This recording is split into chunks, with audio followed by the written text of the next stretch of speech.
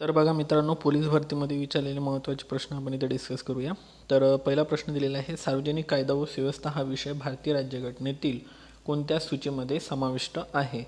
तर राज्य सूचीमध्ये आहे. कारण तुम्हाला सर्वांना माहीत आहे की पोलिसांचं काम जे असते ते सार्वजनिक कायदा आणि सुव्यवस्था राखणे असते. त्यामुळे हा पॉईंट त्यांनी बरोबर विचारलेला आहे. पोलीस जो विषय आहे हा सुद्धा राज्य सूचीमध्ये येतो. तुरुंग हा विषयसुद्धा राज्यसूचीमध्येच येतो.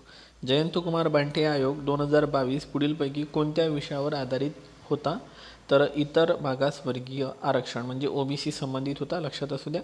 एक जी रोहिणी आयोग आहे तो सुद्धा ओबीसी संबंधित आहे. विशाखा समिती ही सरकारी कार्यालयात पुढीलपैकी कोणत्या विषयावर गठीत केलेली आहे? तर कार्यालयात होणाऱ्या लैंगिक अत्याचाराविरोधात विशाखा समिती, लक्षात ठेवा. त्यानंतर भारतीय लोकसभेवर महाराष्ट्रातील एकूण किती सदस्य निवडून जातात? तर लोकसभेवर 48 जातात आणि राज्यसभेवर 19 जातात. असे संसदेवर जर विचारले तर टोटल होतात 67. त्यानंतर बघा, भारतीय दंडविधान अर्थात इंडियन पिनल कोडच्या जागी कोणता नवीन कायदा आलेला आहे? नाव आहे भारतीय न्याय संहिता. आणि अंमलबजावणी मी मागच सांगितलेलं आहे 1 जुलै 2024 पासून झालेली आहे. It's a very very important point. नक्षलवाद पुढीलपैकी कोणत्या विचारसरणीने प्रेरित आहे? साम्यवाद. त्यानंतर पुढीलपैकी कोणत्या टेकड्या सातपुडा पर्वताचा भाग आहे? तर त्या आहे गाविलगड टेकड्या. आणि गाविलगड टेकड्या ज्या येतात त्या अमरावती जिल्ह्यामध्ये येतात. सिपना ही नदी कोणत्या नदीची उपनदी आहे? तर ती तापी नदीची उपनदी आहे, लक्षात घ्या. त्यानंतर मेळघाट अभयारण्यातील प्रमुख आदिवासी जमात कोणती आहे? तर ती आहे कोरकू. ओके, मेळघाट जे आहे ती चिखलदरा अमरावतीमध्ये येते आणि तिथली प्रमुख जमात आहे कोरकू. संत तुकडोजी महाराज यांचे जन्मगाव कोणत्या तालुक्यात आहे? तर ते आहे तिवसा, अमरावती या तालुक्यामध्ये, लक्षात असू द्या. मणिपूर राज्याला कोणत्या राज्याची हद्द लागून नाही? तर अरुणाचल प्रदेश. त्यामुळे ज्या 7 सिस्टर आहे आणि त्यांचा एक ब्रदर आहे सिक्कीम, यांच्या सर्वांच्या सीमा व्यवस्थित पाठ करून घ्याव्या लागेल. भारतातील एकमेव जिवंत ज्वालामुखी कोणता आहे? तर तो आहे बॅरन बेट, जो की अंदमान निकोबार या बेटावर आहे. आणि मृत ज्वालामुखी म्हटलं तर नारकोंडम, तो सुद्धा अंदमान निकोबारमध्ये आहे. RFIDचे विस्तारित रूप काय आहे? Radio frequency identification. Chat GPT काय आहे? तर ओपन AI जे आहे त्या ओपन AIचा हा चॅटबॉट आहे, लक्षात असू द्या, कंपनीचा. 2023 सालचा अर्जुन पुरस्कार खालीलपैकी कोणाला देण्यात आलेला आहे? तर कोण आहे ते पॅरा तिरंदाज? तर ते आहे शीतल देवी. अर्जुन पुरस्कार, लक्षात असू द्या, तिरंदाजी या खेळासंबंधित आहे. सागर सेतू पोर्टल कोणत्या केंद्रीय मंत्रालयाने सुरू केलेले आहे?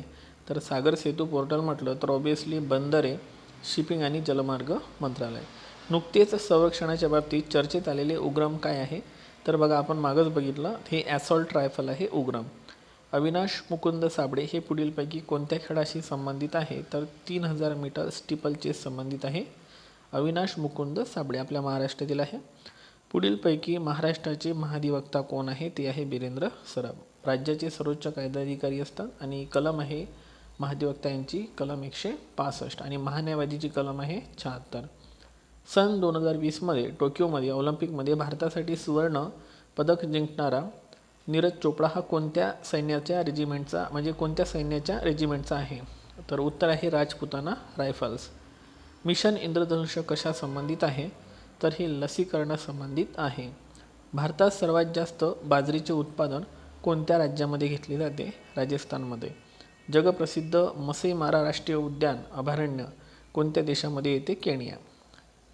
भारतीय संसदेच्या नव्या इमारतीत लोकसभा कक्षामध्ये एकूण किती आसन क्षमता आहे?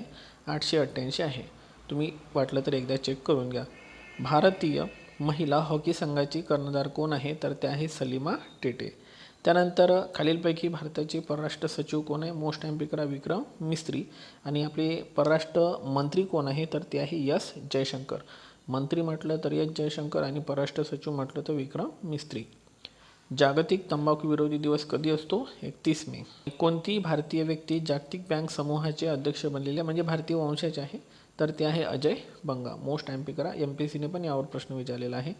ड्रॅगन पॅलेस तयार करण्यासाठी ओगावा सोसायटीसोबत पुढीलपैकी कोणत्या व्यक्तीने मुख्य भूमिका बजावली? तर त्यांचं नाव आहे सुलेखा कुंभारे. आणि शेवटचा प्रश्न आहे, कोणते विमानवाहू जहाज भारतीय नौदलामध्ये सध्या कार्यरत आहे? तर नाव आहे INS विक्रमादित्य. तर हे विचारलेले आहे पोलीस भरतीमध्ये महत्त्वाचे प्रश्न. Thank you so much.